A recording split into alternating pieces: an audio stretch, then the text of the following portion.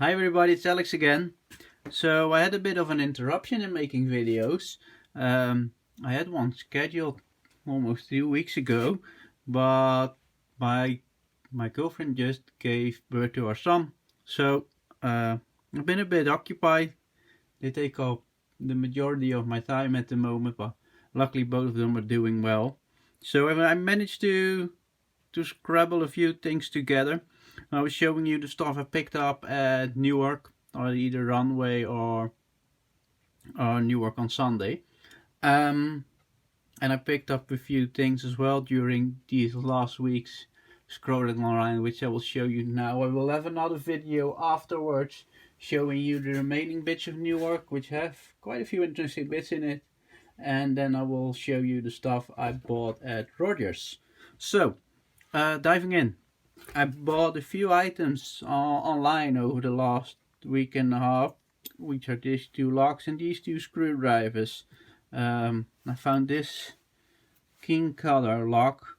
It's a reproduction. It looks old, but it's been made to look old. Like paint that makes it look worse. It works, as you can see. I think these go for about $40 in the US plus shipping, and I managed to get it for €20 shipped to my house, which is a good buy.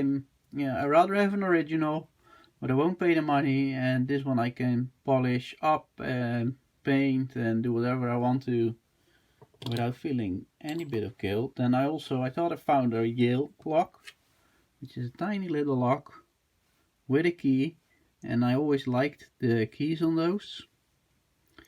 So you see all the words are there. Stamford, Thailandtown, Connecticut, USA, Yale standard. Now, I believe this is a reproduction as well. I didn't know when I bought it, but everything's so sharp, crisp. The thing hasn't got a ding or a dent or all smooth. It's new. I think it's been made last week, and I don't even know if it's been actually been made in the US, though it says so. So, well, let me know what your thought is on that. I'd say it's new. I'd say it's a reproduction myself. Paid €17 for that, thinking it was an original. Still looks nice. I like this model, though I rather had a real one, of course. Then I also bought two of these ratchets, the Easy Driver. Scoutcraft did a really nice video on these. And I found two original ones online, and I paid 20 quid for these two. It says Oregon right there. Easy Driver. I wasn't expecting to ever find a real one. Here you do see the sorry about that. You do see the knockoff one. I have one knockoff one, and it actually works really well. I just dropped mine, and I need to glue it back together. As you can see, I'm gonna miss a chip. This will be fine as a user, but now I have two real ones in really nice condition, which actually need no work. US made, to loosen, to tighten, Oregon. So I will have two real ones now, which will go in the screwdriver collection, which is growing. Then I also bought this online. I paid 10 quid. It's been used, got okay jaws, but it's Channellock, and it has the nice handles on there. So I'm pretty happy with it. It says Channellock Meadville, Pennsylvania, US. Somebody had to do that. Don't ask me why, but he did. Sadly. Still a cool buy. Still happy with that. So that was another €10 for the plier collection. The rest of this stuff I got at Newark. This I got at Newark for £1, which is a Croider. I only have one other Croider pliers. It looks like this, horrible. This one is really nice. It's quite crisp actually. It's got surface rust, and it won't take a lot of doing to,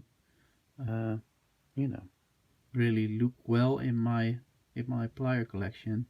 It's got jaws are jaws are quite tight as well, no chips. It's got a little bit of light passing through here, as you can see. So I'm happy with that buy for £1.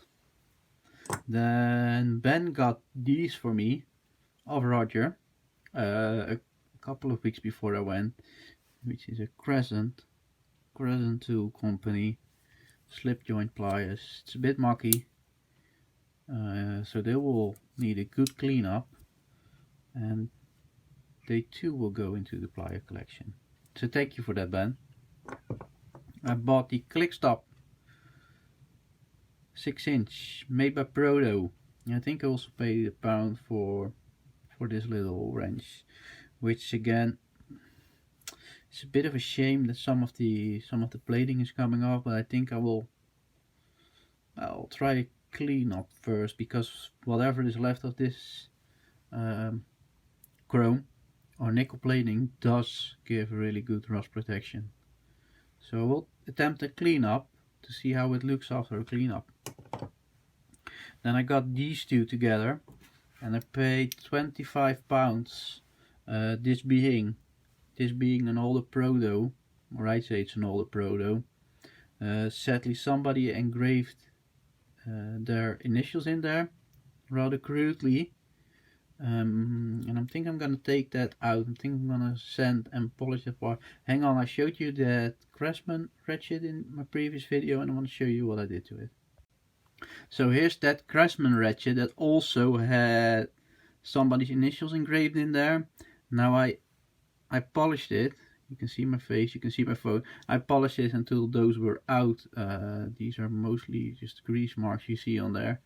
I normally wouldn't, because the plating gives a much superior protection than a polished surface does. I did it anyway because a lot of it was worn off to start with, so I think it looks much better like this. Really enjoy this little 3/8 ratchet, and I will do the same with this part because it looks hideous, I think. Then also I got this little snap-on ratchet. It says MV71. From what I can find, MV was a line of tools they used to supply the military with. So it would have been in a military kit as well.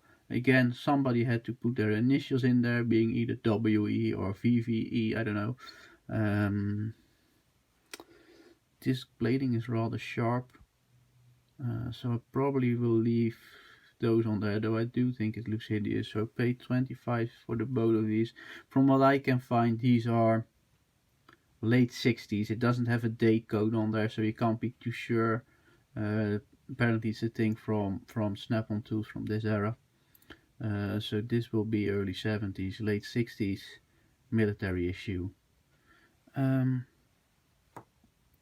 think and I bought this thing, this pipe color made by Imp, with patent pending, Imperial Eastman, Chicago, USA. I had to pay 10 quid for that. Yeah, I bought these two together from the same guy. I think I paid 5 for this. Will be here in a bit. And he's a collector of American tools as well. Has a really nice stand. Always has nice stuff with him. Is reasonable on his pricing. And he sold it out of his own collection. So there's a little pipe cutter that will get a clean up. I liked it. I just bought it because it says USA. I also bought this Industro ratchet of him. Keep clean and oil. Really nice. Manufactured in the USA.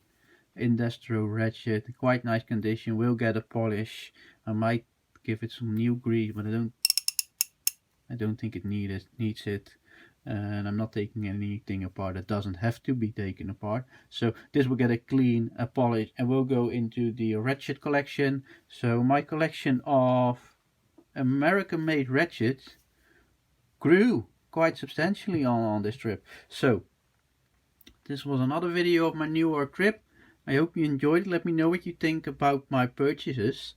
And I hope to be back with you soon with the last of my Newark haul. Thank you. Bye.